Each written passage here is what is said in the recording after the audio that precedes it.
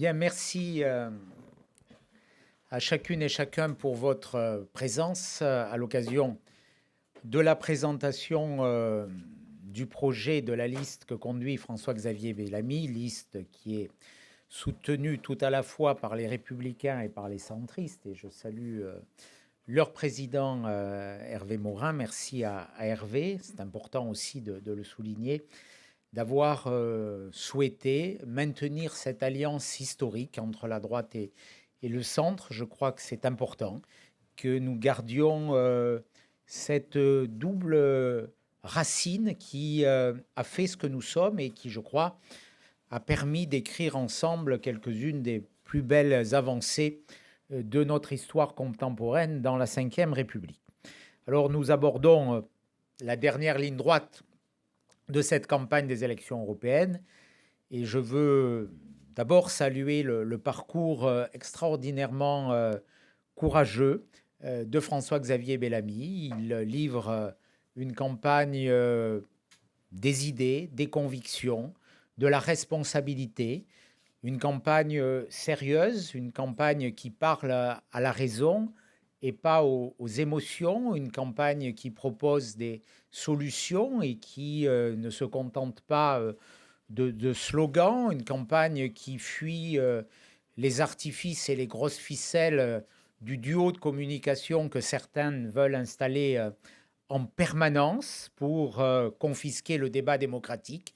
Nous, ce que nous voulons, c'est justement que les Français mesurent les grands enjeux, les enjeux pour la France, les enjeux pour l'Europe, et qu'ils puissent juger sur des propositions concrètes, pragmatiques, responsables, étayées, chiffrées, travaillées. Je crois que c'est d'abord la marque de fabrique de notre candidat, et il a démontré depuis 2019 au Parlement européen un travail permanent, un travail rigoureux, un travail sérieux.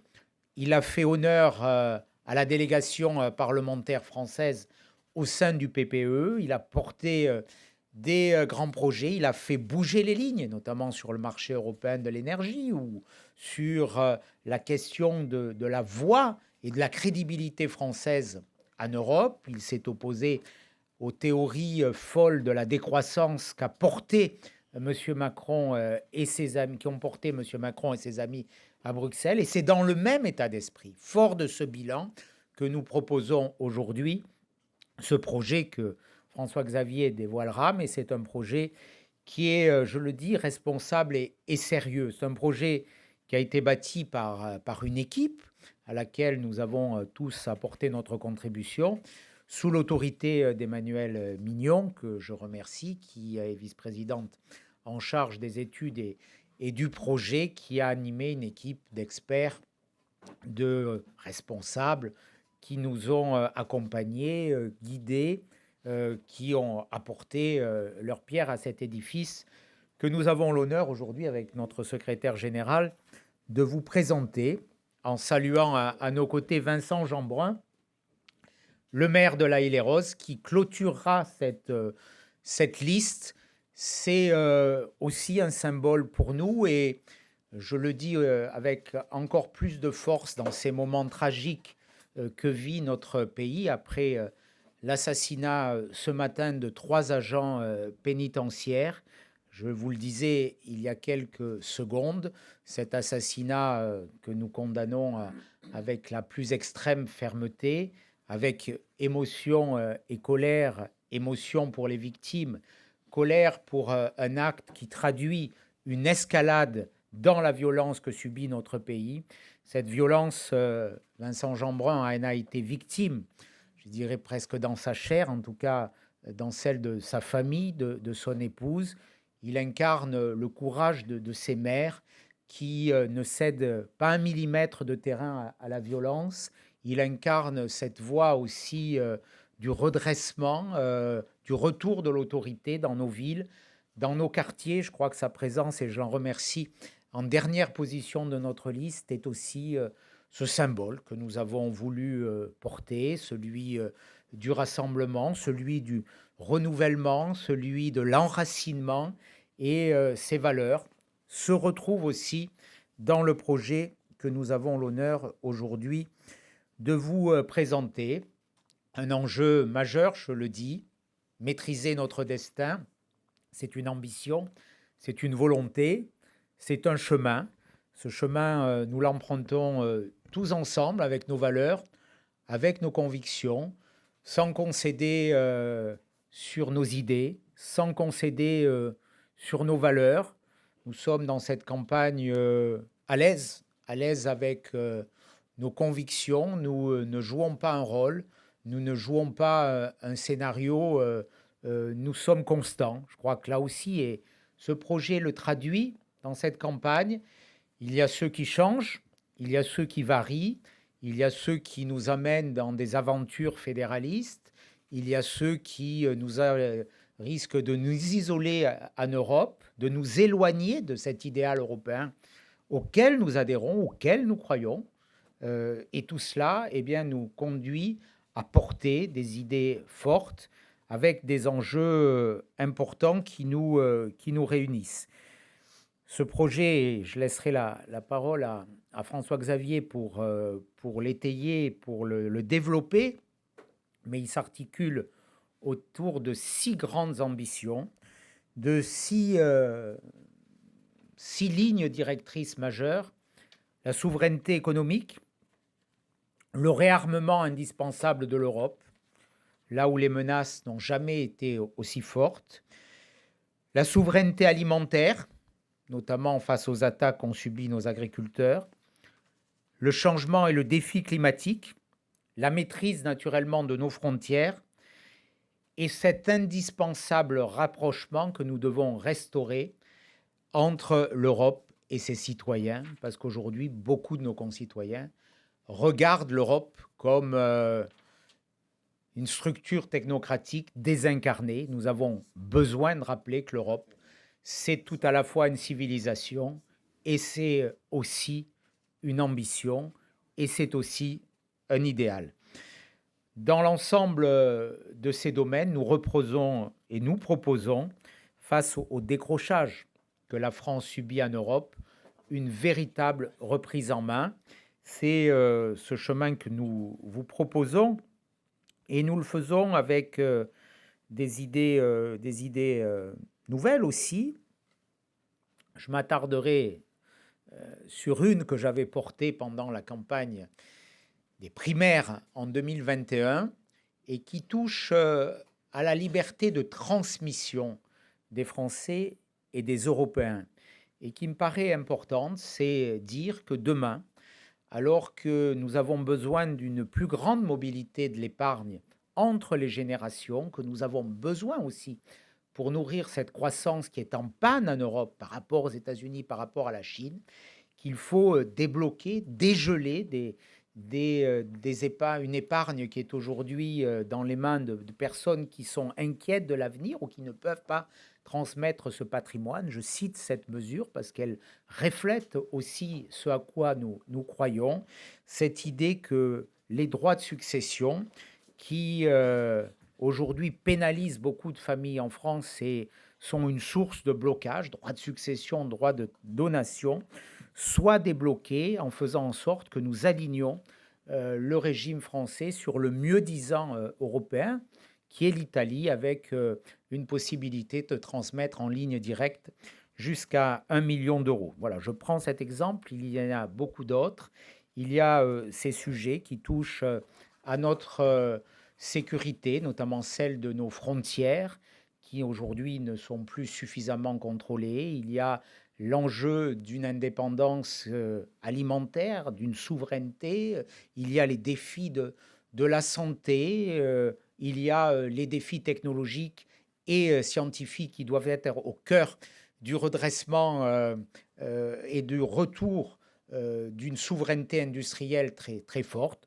Voilà, ce projet, nous le proposons aux Français avec détermination, avec conviction, sans varier, dans la fidélité à des valeurs, celles qui nous ont toujours guidés. Merci de votre écoute, de votre présence, et merci à François-Xavier de le porter avec la conviction et avec les valeurs que nous lui connaissons et que tout le monde lui reconnaît. Merci beaucoup. Merci beaucoup, cher Éric, et merci à tous de votre présence ici aujourd'hui. C'est un moment important, bien sûr. Nous présentons notre projet pour cette élection européenne, et je crois que ce projet, il est marquant à plusieurs titres. D'abord, il est le résultat d'un très long travail, et il est porté par toute notre famille politique qui est unie aujourd'hui pour défendre la ligne à laquelle nous tenons, unis avec les centristes. Cher Hervé, quelle joie de partager cette campagne avec toi. Les idées que vous nous avez partagées nous ont permis de construire ensemble, ce qui fait aujourd'hui, je crois, un projet fort pour le mandat qui vient. Et je voudrais dire toute ma reconnaissance à Emmanuel Mignon, qui a coordonné ce travail, à toutes les équipes qui l'entourent, à la direction des études, à tous ceux qui ont fait grandir les idées que nous présentons aujourd'hui, notamment toutes les équipes qui regroupent des professionnels de la société civile, des représentants de tous les secteurs de la vie de la société qui ont contribué par de très nombreuses rencontres au cours des derniers mois à former le projet que nous vous présentons aujourd'hui. Ce projet, c'est, j'en suis convaincu, celui dont l'Europe a besoin pour se relever. Parce que notre continent tout entier traverse une crise très profonde et le point de départ de notre réflexion, c'est le double décrochage. Décrochage de l'Europe dans le monde, décrochage de la France en Europe. Raison pour laquelle nous présentons systématiquement nos propositions pour l'Europe, mais aussi le regard que nous portons sur la situation de la France au cœur du débat européen. Ce décrochage, c'est celui de l'affaissement de notre capacité de produire ce dont nous avons besoin, sur le plan économique, industriel, sur le plan de l'agriculture et de la pêche. Et je suis ici avec Isabelle Le Callennec, qui est l'une de nos colistières, qui porte la voix de la Bretagne et de l'ouest de la France, qui porte aussi la voix des maires qui savent sur le terrain la difficulté qu'aujourd'hui nous avons à garder la prospérité dont nous avons besoin pour pouvoir maintenir nos services publics essentiels, pour pouvoir garder l'inclusion sociale. Aujourd'hui, l'Europe est en train de décrocher, et la France en particulier, avec 100 milliards d'euros de déficit commercial l'an dernier, la France ne produit plus et elle importe tout ce dont elle a besoin pour sa consommation courante en finançant cette consommation par du déficit public. Décrochage économique, agricole, industriel, décrochage évidemment de notre État, incapable d'assurer son autorité sur ses missions régaliennes. Bien sûr, nous parlons de tout cela dans le contexte que tu rappelais, cher Éric, celui de cette attaque terrible. Et je veux dire à quel point je pense, moi aussi, aux victimes, à leurs familles, à toute l'administration pénitentiaire qui est touchée par ce crime, en espérant que les forces de police et de gendarmerie engagées sur le terrain permettront d'identifier et d'arrêter rapidement les criminels. Cet affaiblissement de nos États se traduit dans notre impuissance à maîtriser nos frontières. C'est, je crois, l'une des grandes crises de l'Europe. Elle n'est pas résolue aujourd'hui et le pacte asile et migration ne l'a pas permis. Nous avons besoin de reconstruire l'autorité de nos États, de reconstruire une politique forte sur les sujets régaliens. Et je suis très heureux de pouvoir compter pour incarner ce combat sur celui qui nous fait le grand honneur de clore cette liste que j'ouvre. Cher Vincent, c'est pour nous tous, c'est pour moi en particulier un honneur de compter sur toi. Tu incarnes cette République qui sait qu'elle doit se reconstruire partout, qui ne veut pas céder le terrain, qui ne veut pas abandonner quelque complaisance que ce soit à ceux qui défient l'ordre démocratique. Et je crois qu'aujourd'hui, dans ce combat européen, c'est aussi une part de cela qui se joue à travers la reconstruction de la capacité d'action de nos États sur le plan régalien. Et puis, bien sûr, décrochage de l'Europe sur le plan de l'innovation, de la recherche, de la capacité à préparer son avenir. C'est à tout cela que nous voulons répondre pour faire en sorte que demain, l'Europe retrouve la confiance des citoyens. Nous avons besoin que l'Europe change de cap. Nous n'avons pas d'abord besoin de dire oui à tout ce qui se fait en Europe, mais besoin de travailler pour obtenir les ruptures dont l'Europe doit absolument, que l'Europe doit absolument engager pour préparer son avenir. C'est la raison pour laquelle, nous l'avons dit depuis le début de ce débat européen, nous souhaitons une alternance à la tête de la Commission européenne. Et je le redis, nous avons décidé que nous exigerions, au début du prochain mandat, une nouvelle présidence de la Commission européenne pour engager un nouveau mandat sur d'autres bases politiques que celles menées pendant 5 ans par la Commission d'Ursula von der Leyen, nommée par Emmanuel Macron, et qui aura mené très largement une politique de fragilisation de notre continent et de notre Union européenne. Nous n'avons pas la même réponse qu'Emmanuel Macron aux défis de l'Europe. Et si nous regardons le discours de la Sorbonne, le discours d'Athènes, nous voyons qu'aujourd'hui le bilan est très éloigné de ce que nous décrivait le président de la République. Que l'Europe soit menacée, c'est une certitude, mais elle ne s'en sortira pas si nous exportons vers Bruxelles ce que nous savons faire de pire à Paris, des emprunts et des impôts. Parce que c'est cela, les grandes annonces du deuxième discours de la Sorbonne. Ce que nous propose Emmanuel Macron, c'est un nouvel endettement commun et des impôts européens à travers l'expression de ressources propres. Il n'y a rien d'autre que la création d'une fiscalité qui pèsera évidemment, quoi qu'en dise le président de la République, sur la France et sur les Français. C'est d'ailleurs le premier bilan que nous pouvons tirer de cet emprunt formé pour le plan de relance que nous avions dénoncé parce qu'il n'était pas financé, qu'il ne l'est toujours pas et qu'il va coûter très cher aux politiques structurelles de l'Union européenne, autant qu'à nos États demain qui, à partir de 2028, vont devoir faire avec la charge de son remboursement. Nous croyons au contraire que l'Europe ne se reconstruira qu'en rendant leur liberté à ceux qui travaillent dans nos pays, ceux qui créent de la valeur, ceux qui créent de l'emploi, ceux qui font vivre nos services publics, ceux qui innovent, ceux qui cherchent. L'Europe doit, et c'est le cœur de notre message, sortir de cette idée selon laquelle son premier pouvoir est de créer de la norme. La première responsabilité de l'Europe, c'est de développer des stratégies collectives. Sortir d'une Europe de la contrainte, du contrôle, de la surveillance, pour entrer dans une Europe des stratégies, entrer dans une Europe des projets, une Europe qui renforce nos États, qui les rende plus souverains et plus maîtres de leur destin. Tout cela se trouve synthétisé dans les propositions que nous formons au sein de ce projet. Je ne vais pas évidemment les détailler toutes parce que ce serait bien trop long, mais vous le verrez, au fond, aujourd'hui, notre préoccupation majeure, c'est de commencer d'abord par définir ces stratégies collectives. En matière migratoire, pour une véritable protection de nos frontières, pour les bras de fer nécessaires avec les pays de départ et les pays de transit, qui permettra d'assumer enfin la tâche de reconduite aux frontières extérieures de l'Europe. Nous ne croyons pas, comme le veut Emmanuel Macron, que la solution soit la relocalisation obligatoire des migrants entrés illégalement dans nos pays sur le sol européen. Nous ne voulons pas gérer l'impuissance de l'Europe, nous voulons mettre fin à cette impuissance, ce qui suppose de protéger nos frontières et d'expulser à chaque fois que c'est nécessaire. Rentrer dans des stratégies collectives pour retrouver la prospérité, en retrouvant une politique agricole qui soutienne nos agriculteurs dans l'acte de production, qui permette de produire pour pouvoir garantir la sécurité alimentaire et donc la souveraineté de nos pays pour demain, soutenir nos agriculteurs, nos pêcheurs, soutenir notre industrie. Nous sommes la force politique qui, au cours de ce mandat, a défendu la filière nucléaire dans les débats difficiles auxquels elle a été confrontée. Nous voulons aujourd'hui un grand plan européen pour investir dans l'énergie nucléaire. Financer les transitions dont nous avons besoin, la transition environnementale et la transition numérique. Financer les investissements majeurs qui attendent l'Europe pour atteindre les niveaux d'engagement dans la recherche et le développement. Tout cela ne se fera pas par plus de dépenses publiques, par plus d'emprunts, par plus de dettes. Tout cela se fera en faisant en sorte que, à travers des produits d'épargne adaptés au XXIe siècle, nous soyons capables de mobiliser l'épargne des Européens pour investir dans l'économie européenne. J'ai échangé encore ce matin avec des entrepreneurs, avec le monde économique qui sait à quel point aujourd'hui les besoins de financement sont immenses. Il n'y a aucune raison qu'on ait besoin d'investisseurs étrangers, comme le veut le président de la République, pour développer notre économie. Nous devons pouvoir faire en sorte que cette épargne européenne, cette épargne des Européens serve leur propre prospérité, serve le financement de nos propres entreprises.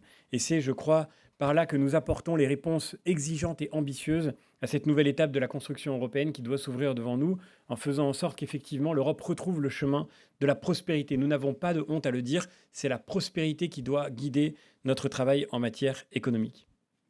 Évidemment, faire en sorte que l'Europe serve de levier à la décarbonation des grands producteurs mondiaux. Le problème du climat, nous ne cessons de le répéter, nous sommes les seuls à le dire. Le problème du climat n'est pas dans les émissions produites par les producteurs européens. Le problème du climat, il est dans le fait que 2/3 des émissions mondiales sont en réalité issues de 10 pays qui ne sont pas européens, hormis l'Allemagne qui arrive en dernier d'entre eux. Le vrai sujet pour nous, c'est de faire en sorte que le marché européen serve de levier à la décarbonation des grands producteurs mondiaux. Et pour ça, il faut terminer la construction du mécanisme d'ajustement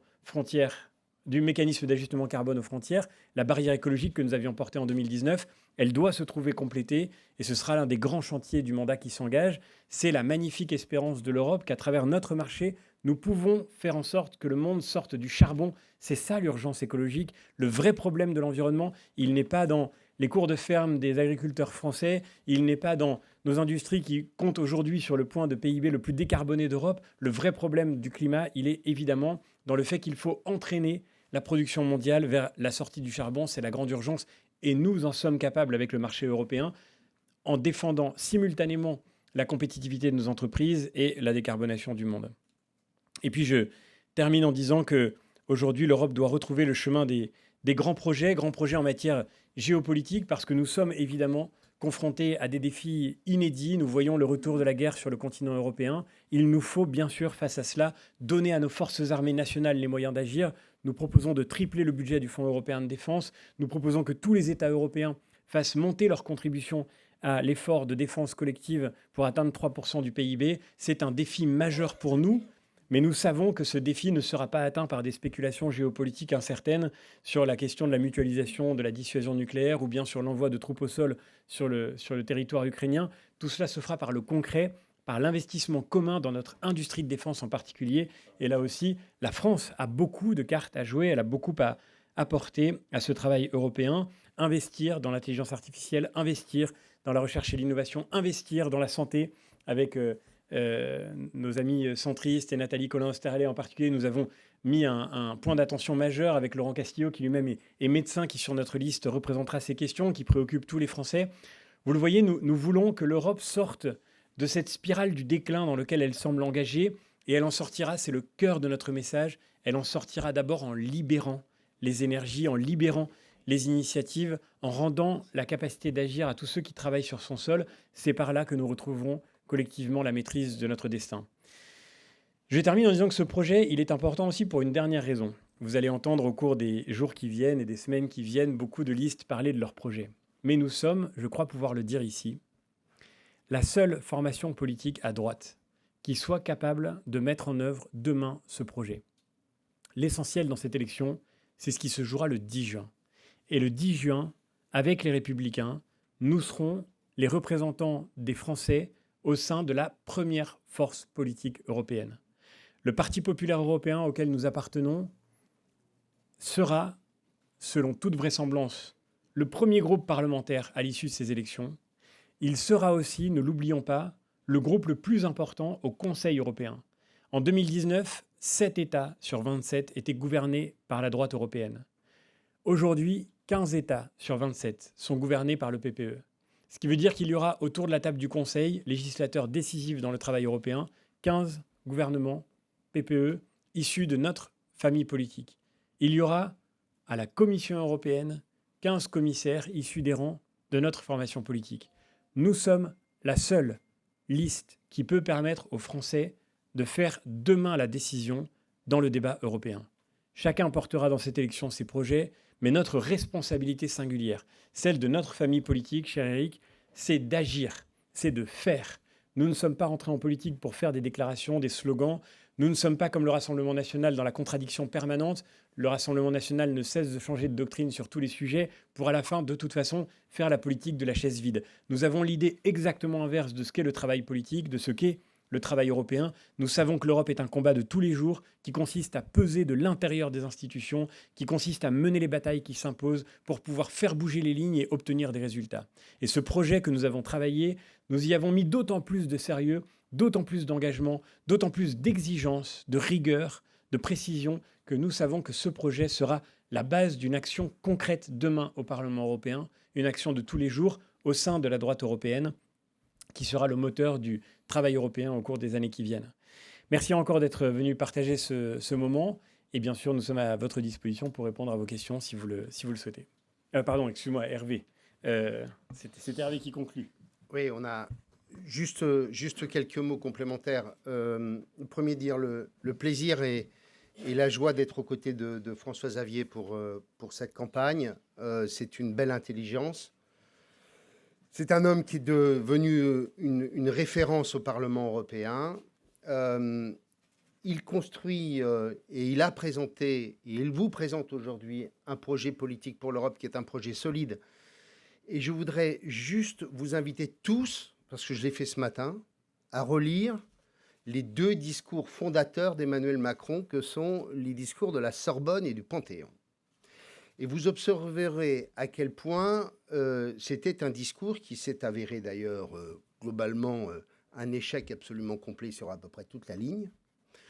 Et deuxièmement, vous constaterez à quel point on était dans une espèce de verbiage européiste assez exceptionnel, qui n'a d'ailleurs pas été probablement assez relevé à l'époque. Mais j'en profite pour évoquer, par exemple, les propositions qui ont été les siennes, comme celle de la refondation démocratique de l'Europe à travers des conventions démocratiques européennes, chose qui, bien entendu, a vu le jour, on l'a pu constater. J'en profite pour vous évoquer l'idée qu'il pourrait y avoir un parlement de la zone euro et un gouvernement de la zone euro, en tant que tel, sui generis.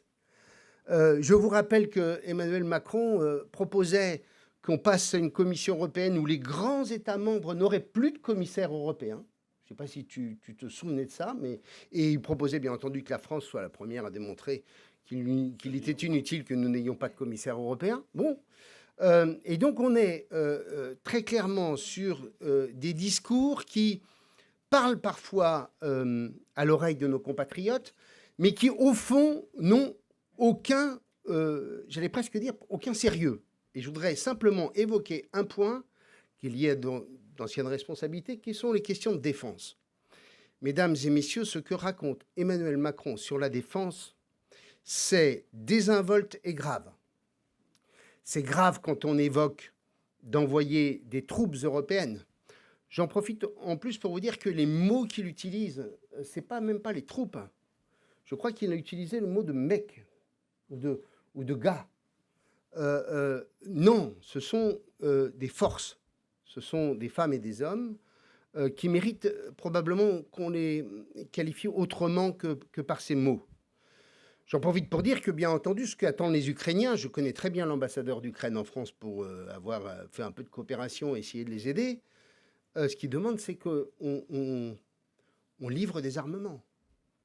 Et j'en profite pour vous rappeler que nous faisons partie des plus mauvais élèves de l'Europe. Nous sommes même moins bons que les Australiens.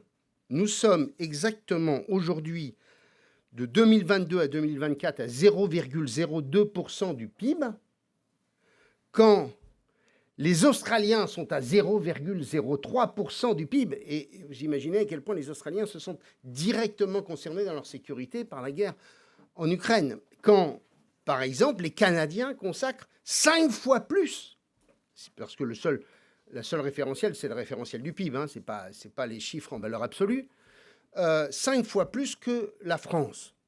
Ce dont ont besoin les Ukrainiens, c'est qu'on ne raconte pas n'importe quoi en disant que la France pourrait évoquer l'idée d'envoyer des troupes en Ukraine pour appuyer les forces ukrainiennes dans leur combat contre les Russes, mais simplement de leur livrer de l'artillerie, du matériel. Et j'aimerais en revanche qu'Emmanuel Macron soit celui qui dénonce, si j'en crois ce que j'ai pu lire dans certains de vos journaux hier, l'utilisation d'armes chimiques par la Russie, que la France prenne l'initiative de saisir l'Organisation internationale de lutte contre les armes chimiques qui est à La Haye, qu'il puisse y avoir des demandes d'inspection, parce que je vous rappelle que depuis 1918, à ma connaissance, il n'a jamais été fait usage d'armes chimiques sur le continent européen. Et que les Russes ont signé ces traités.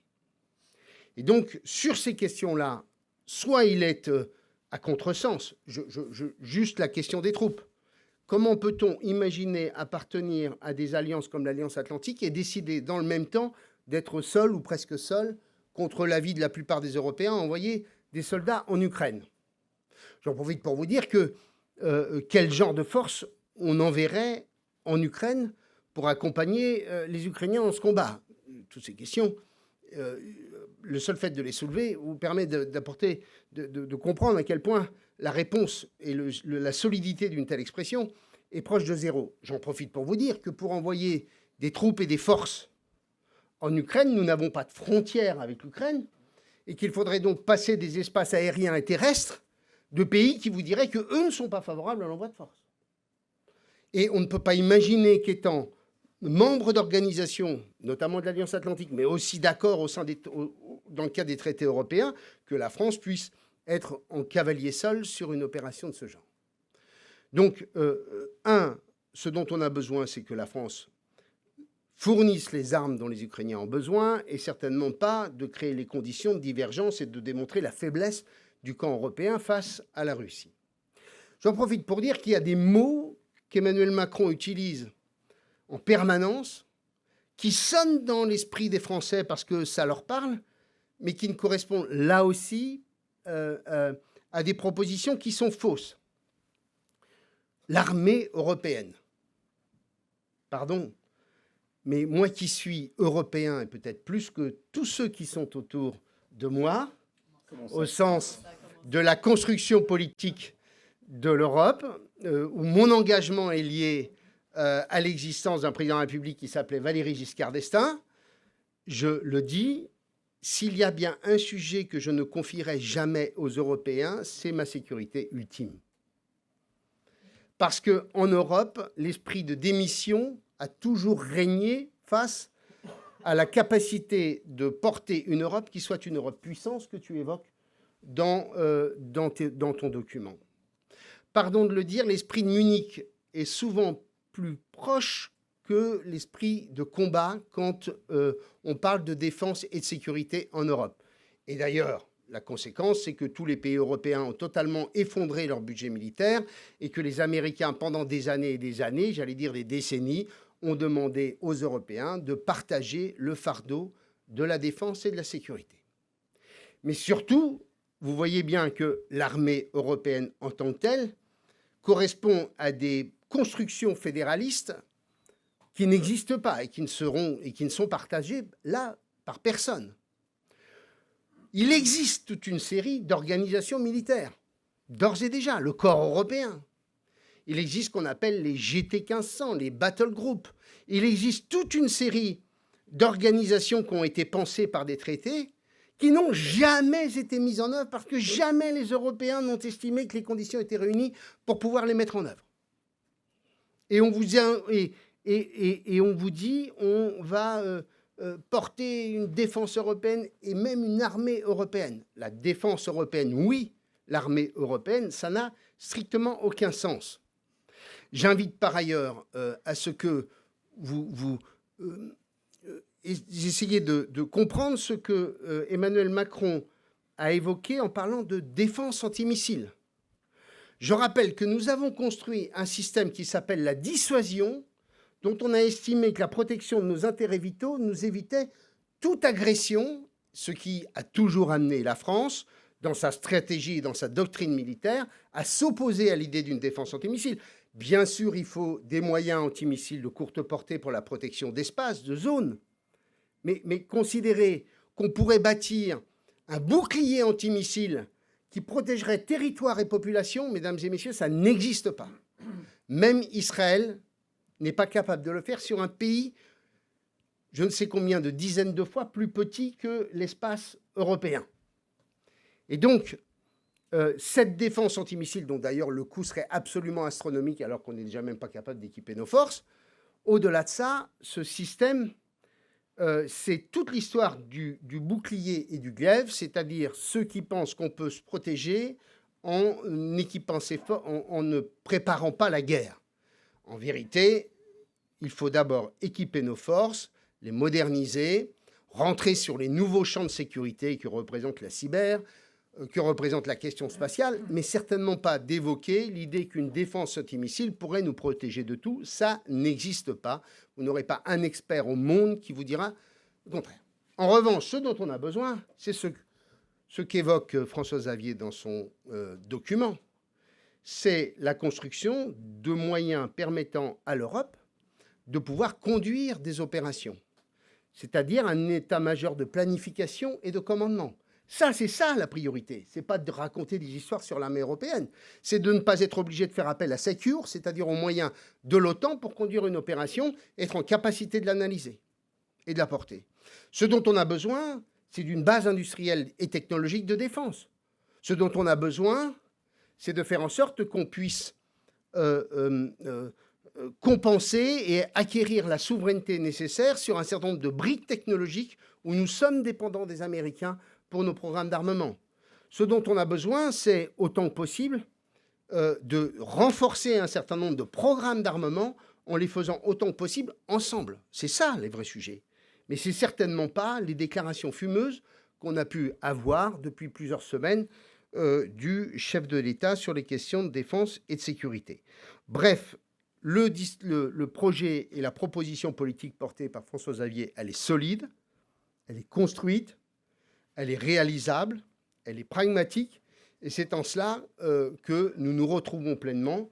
Nous avons été ensemble lors du précédent mandat au sein du groupe PPE, et notre intention, c'est d'être encore ensemble pour le prochain mandat au sein du groupe PPE pour faire en sorte qu'on puisse défendre des positions solides, courageuses, mais aussi celles qui répondent à de vrais enjeux et non pas à des déclarations qui relèvent pour la plupart de l'utopie dans la mesure où elles ne sont partagées par à peu près aucun autre pays européen. Je prends juste un dernier exemple pour sortir du champ de la défense.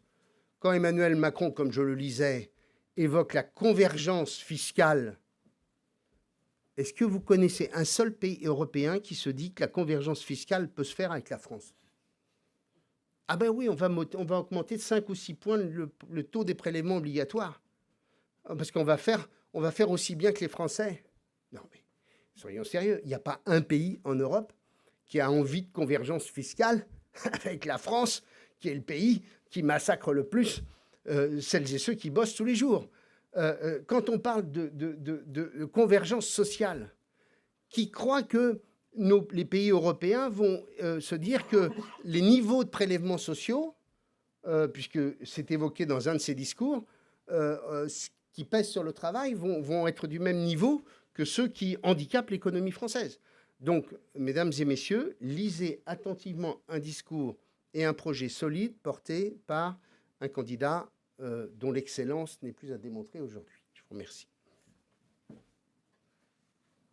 Est-ce que vous avez des questions? Oui.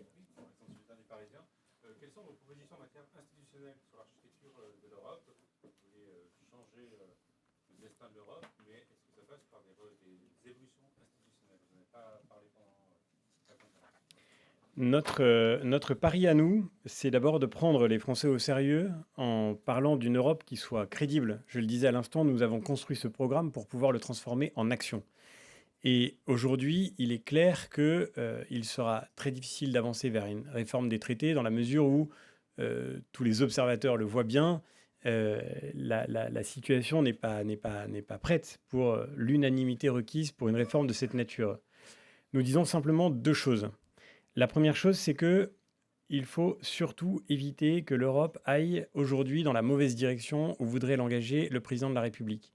Nous ne croyons pas un instant que c'est en éloignant encore plus l'Europe des citoyens qu'on la rendra plus capable de retrouver leur confiance. Et nous nous opposons et nous resterons opposés à l'idée de liste transnationale pour l'élection européenne. Cette campagne est pour nous l'occasion d'aller partout dans le pays. Je parle sous le contrôle de nos collègues parlementaires nationaux, d'Annie Genevard. Ce que nous entendons tous les jours sur le terrain, ce n'est pas « l'Europe est trop proche de moi ». Et je rêverais que demain, le candidat qui me représente soit lituanien, portugais ou slovaque. Non, les Français, au contraire, voudraient que l'Europe soit plus proche d'eux. Et nous avons regretté le choix fait par Emmanuel Macron de nationaliser l'élection européenne. Nous ne soutiendrons pas le fait d'aller encore plus loin et de transnationaliser l'élection européenne. J'ajoute que même des États fédéraux comme les États-Unis ne pratiquent pas ce mode d'élection. Donc, c'était dans le discours de la Sorbonne et c'est toujours aujourd'hui une proposition du président de la République. Nous ne souhaitons pas, comme l'ont voulu les macronistes en votant en faveur du rapport Verhofstadt, confier toujours plus de compétences à la Commission européenne. Nous ne souhaitons pas confier une compétence exclusive sur l'environnement à la Commission européenne. Nous ne souhaitons pas confier à la Commission européenne la possibilité de créer des impôts et de créer de la fiscalité à la majorité qualifiée, c'est-à-dire sans même l'accord de nos États. C'est exactement le sens de la décision qu'ont soutenue les députés européens d'Emmanuel Macron. Nous croyons exactement au contraire que nous devons lancer une révision générale des politiques européennes pour regarder partout où l'Europe a vraiment une valeur ajoutée. Et là où elle n'en a pas, rendre les compétences aux États concernés, ramener l'Europe au principe de subsidiarité qui a fait sa fondation.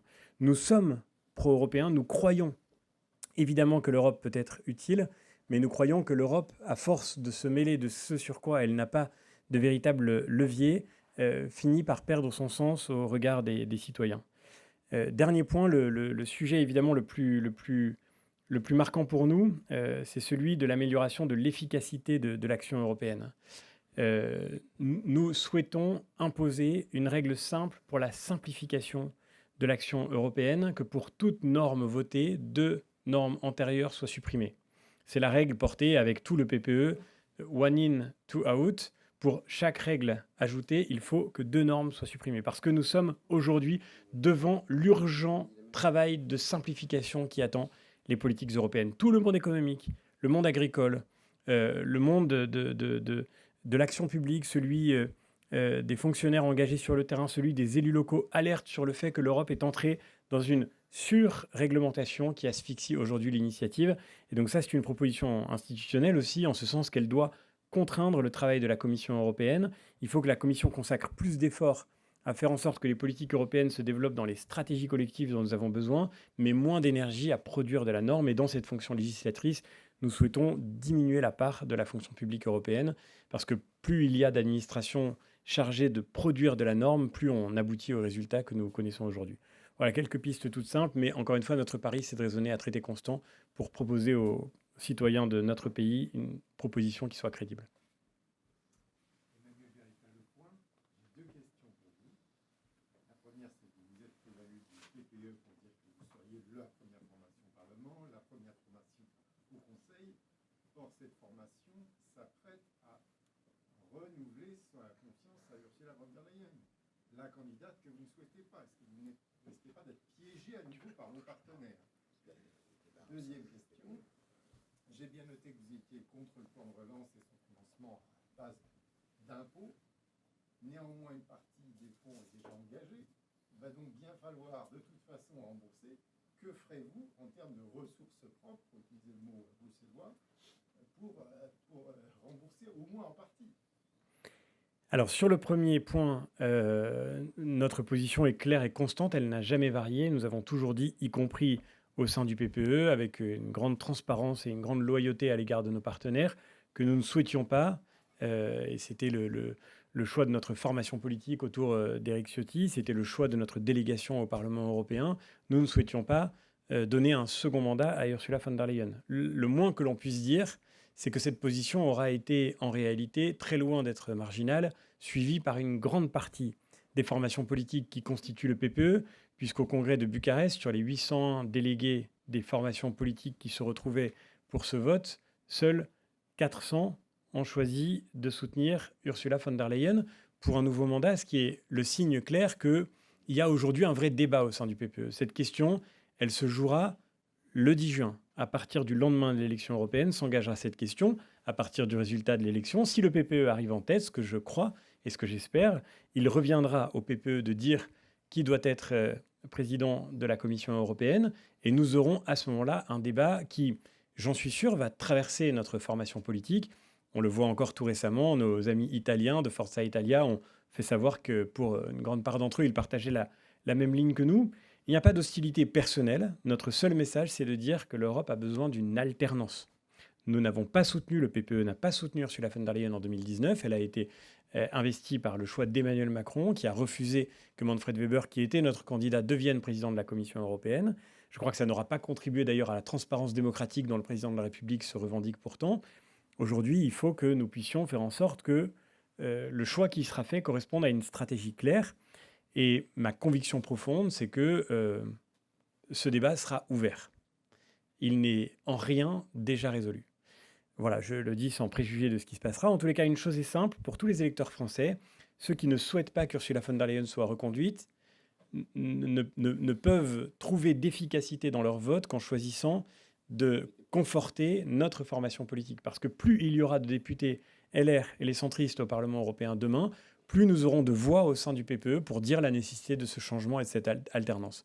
J'observe qu'il y a autour de nous beaucoup de formations politiques qui critiquent Ursula von der Leyen, mais qui sont réduites et qui demain seront réduites au rôle de commentateur. Si le PPE gagne cette élection européenne, nous serons capables d'agir et de faire la décision. Et c'est la raison pour laquelle une alternance ne peut passer que par nous et par le succès de notre liste à l'élection européenne. Sur la question de l'emprunt européen, vous connaissez ma position, nous en avons longuement parlé, donc je n'ai pas changé d'avis, nous n'avons pas changé d'avis. J'observe qu'Emmanuel Macron avait annoncé avec euphorie que ces 40 milliards d'euros venaient abonder, et il l'a redit dans son dernier discours de la Sorbonne, les dépenses publiques déjà excessives, quoi qu'il en pense, de notre État et de notre vie publique. Sans dire qu'en réalité, ces 40 milliards n'étaient pas financés et qu'elles coûteraient in fine plus cher à la France qu'elles ne lui apportaient.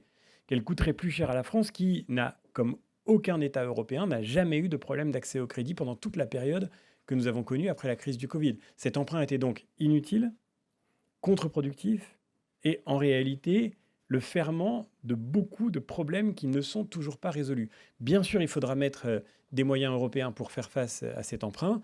Ce sera notamment le cas du mécanisme d'ajustement carbone aux frontières, et c'est la raison aussi pour laquelle il faut le compléter le plus rapidement possible. Mais il est absolument évident déjà, et tout le monde le voit, ce serait hypocrite de ne pas le reconnaître, que les États européens seront mis à contribution pour financer le remboursement de ce plan de relance, sauf à couper de manière extrêmement violente dans les politiques structurelles de l'Union européenne. Nous défendrons la politique agricole commune, parce que le premier pilier de la PAC, c'est le soutien que nous devons aux agriculteurs. Nous défendons des politiques structurelles fortes pour investir dans les projets d'avenir dont l'Europe a besoin.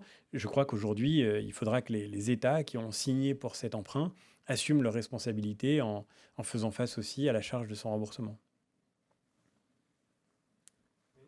Antonio Rodriguez, vous parlez d'un plan fabriqué en Europe, souverainisme industriel, économique, souverainisme alimentaire, peut-être même énergétique avec votre plan sur le nucléaire, voire militaire, en favorisant les achats d'armement en Europe. Est-ce que le souverainisme, si je puis dire, est votre marque de fabrique pour cette élection? D'abord, la souveraineté pour nous est nationale. Nous n'avons pas d'ambiguïté sur le fait qu'il faut construire une autonomie stratégique en Europe sur des sujets essentiels, mais ça ne veut en aucun cas signifier que nos pays doivent transférer leur souveraineté à l'échelle européenne. Et nous avons toujours dit nos réticences devant l'expression employée par Emmanuel Macron de souveraineté européenne qui, rappelons-le, aujourd'hui, encore une fois, n'existe pas. Les États restent souverains et ils restent évidemment, in fine, les décideurs dans le travail européen. Le point central pour nous, c'est que l'Europe doit sortir de la naïveté. Et sortir de la naïveté, c'est ce qu'ont fait toutes les puissances mondiales en dehors de l'Union européenne. Nous sommes les derniers à continuer de pratiquer avec une constance touchante les règles de l'OMC. Nous sommes les derniers à croire qu'il faut garder ces marchés ouverts à des puissances économiques qui, eux, ferment les leurs. Nous sommes les derniers à ne pas voir que la Chine, aujourd'hui, a une stratégie de surproduction industrielle dont le but est de dévaster l'industrie européenne et que si nous n'y prenons pas garde, nous allons laisser aujourd'hui se déliter les filières qui nous permettent de garder la maîtrise de production stratégique. Prenez simplement le cas de l'industrie automobile.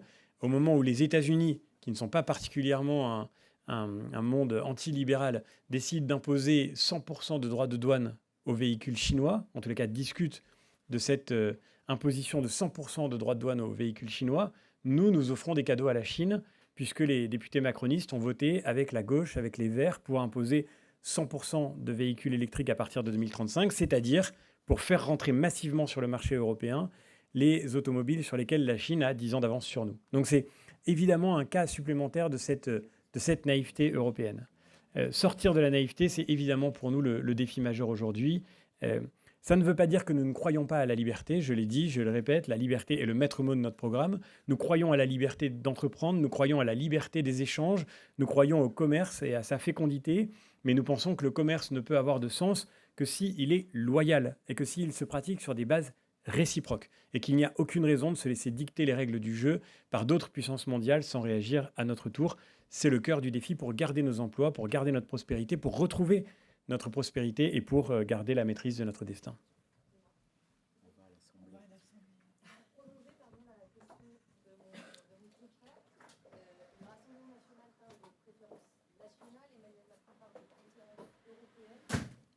laquelle de ces deux expressions vous vous sentez les plus proches?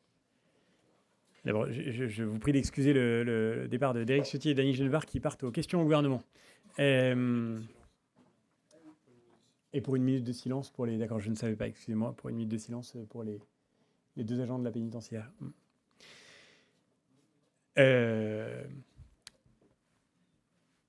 Nous défendons dans cette élection non pas tant des mesures de protectionnisme qui sont destinées à échouer que cette sortie de la naïveté qui est absolument nécessaire. Et elle suppose deux choses simultanées. D'abord, d'être capable de cette réciprocité que j'évoquais à l'instant. Quand les marchés publics chinois sont fermés à nos entreprises, il n'y a aucune raison que nous ouvrions les nôtres aux entreprises chinoises. Ça ne veut pas dire qu'il faille s'enfermer entre quatre murs et se mettre à l'abri de la concurrence mondiale. Ça veut dire simplement qu'aujourd'hui, la clé, c'est d'investir dans les filières stratégiques en Europe. C'est la proposition que nous faisons d'un Buy European Act qui, je crois, sera porté largement dans cette élection européenne. Donc on a besoin de défendre cette capacité stratégique dans la politique commerciale de l'Europe. Mais simultanément, et là pour le coup je crois que c'est un message que nous sommes les seuls à porter, on ne pourra pas retrouver des entreprises efficaces et prospères si on ne rend pas à notre tissu économique sa compétitivité. Et je crois qu'aucune préférence nationale ou européenne ne suffira à garder notre prospérité si nous continuons de multiplier les contraintes, la complexité, les contrôles qui pèsent sur nos acteurs économiques, sur nos entreprises, sur nos agriculteurs, sur nos pêcheurs. Nos agriculteurs, nos chefs d'entreprise ne veulent pas que nous nous enfermions entre quatre murs pour décliner confortablement entre nous.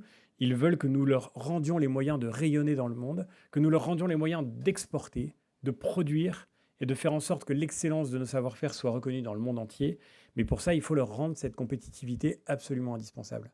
Et c'est là où la France a une responsabilité singulière, parce que son déficit commercial, malheureusement, discrédite beaucoup l'idée qu'elle porte dans le débat européen de cette préférence, parce que préférence européenne ou préférence nationale, cela ne peut fonctionner que si, en réalité, ce n'est pas pour se protéger de nos propres paresses, de notre absence de réforme, de nos propres insuffisances. Et c'est malheureusement, je crois, la situation de la France aujourd'hui, avec 100 milliards d'euros de déficit commercial. Quand l'Europe est excédentaire commercialement, il est quasiment impossible de faire comprendre aux Européens que nous voulions changer les règles du jeu, sinon pour essayer de retarder des réformes qui sont pourtant indispensables à l'économie française et à l'économie européenne. Donc notre méthode à nous, c'est d'abord la liberté.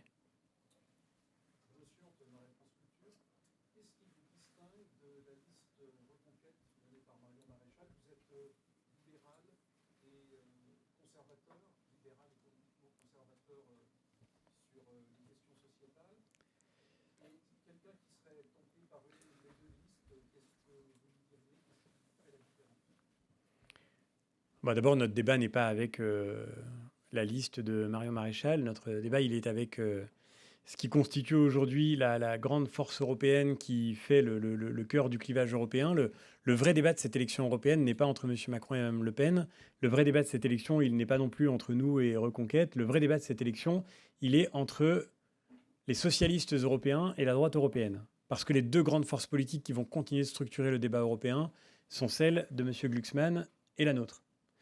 Et c'est aujourd'hui, je crois, plutôt à chacune des forces politiques qui se présentent à cette élection de dire de quel côté ils penchent. Je vois assez clairement comment se construit le débat. J'entends Mme Hayet s'engager dans cette élection en disant qu'elle vote 90% avec les socialistes. Et c'est un fait, c'est le cas. Les députés macronistes auront été la force d'appoint de la gauche sur tous les sujets importants. Et de l'autre côté, le Rassemblement national, lui, aura fait sur tous les sujets la politique de la chaise vide. On n'a pas à se définir par rapport aux autres. Nous sommes la première force européenne, nous le serons demain, et nous présentons aujourd'hui notre projet et notre programme. Si un électeur hésitait entre nos deux listes, je lui poserai simplement la question. Est-ce que vous préférez être un observateur ou un acteur? Est-ce que vous voulez faire des déclarations ou bien entrer dans l'action? Madame Maréchal a, comme tous ceux qui constituent sa liste d'ailleurs, le point commun d'avoir changé de parti politique, changer de ligne, changer de camp. Nous sommes clairs et constants, cohérents, nous tenons notre ligne. Au sein de la droite européenne, nous savons que nous sommes au bon endroit pour peser, au bon endroit pour compter, et c'est là que se fera la décision pour demain. Est-ce que vous pourriez la même réponse à un électeur qui hésitait entre vous et le Rassemblement national? Vous avez pour Reconquête, et là pour le Pour le Rassemblement national, c'est encore plus simple, parce que le Rassemblement national est sortant, à la différence de Reconquête. Donc, mon observation est très simple. Moi, je voudrais dire à tous les Français, évidemment, tout le monde va présenter son projet dans cette élection, c'est normal, hein, c'est très bien. Mais à tous les Français qui hésitent, je veux leur dire une chose très simple. Votez pour qui vous voulez, mais regardez non pas seulement qui dit quoi, mais regardez qui a fait quoi au Parlement européen. Le Rassemblement national, vous savez, j'entends un peu partout dans le pays des gens qui me disent « on a essayé la gauche, on a essayé la droite, on a essayé le milieu, tout le monde nous a déçus, eux, on ne les a pas essayés ». Eh bien, à l'élection européenne, c'est inexact. Les Français ont déjà essayé. En 2019, le Rassemblement national a gagné l'élection européenne. En 2014, déjà, le Rassemblement national a gagné l'élection européenne. Ça fait 10 ans maintenant que les Français font confiance au Rassemblement national et leur confient le plus de parlementaires pour les représenter à Strasbourg et à Bruxelles. Qu'est-ce que ça a changé pour la France? Qu'est-ce que ça a changé pour les Français? Qu'est-ce que ça a changé pour l'Europe? À part se renier sur tous les sujets, je ne vois pas ce que le Rassemblement national a pour bilan au cours des 5 dernières années. Il y a 5 ans, il expliquait que le Brexit était la voie de l'avenir et il célébrait la décision des Britanniques de quitter l'Union européenne. Aujourd'hui, il dit le contraire.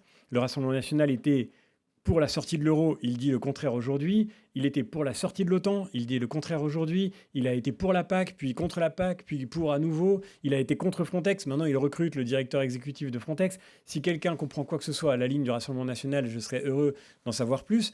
Mais au-delà de ces changements de pied sur tous les sujets possibles, le Rassemblement national revient au bout de 10 ans sans avoir rien gagné pour la France et pour les Français. Sans avoir gagné aucune bataille, et même sans en avoir mené aucune. Certains au Parlement européen, dans d'autres délégations nationales, ironisent sur son absence permanente. Moi, ça ne me fait pas rire.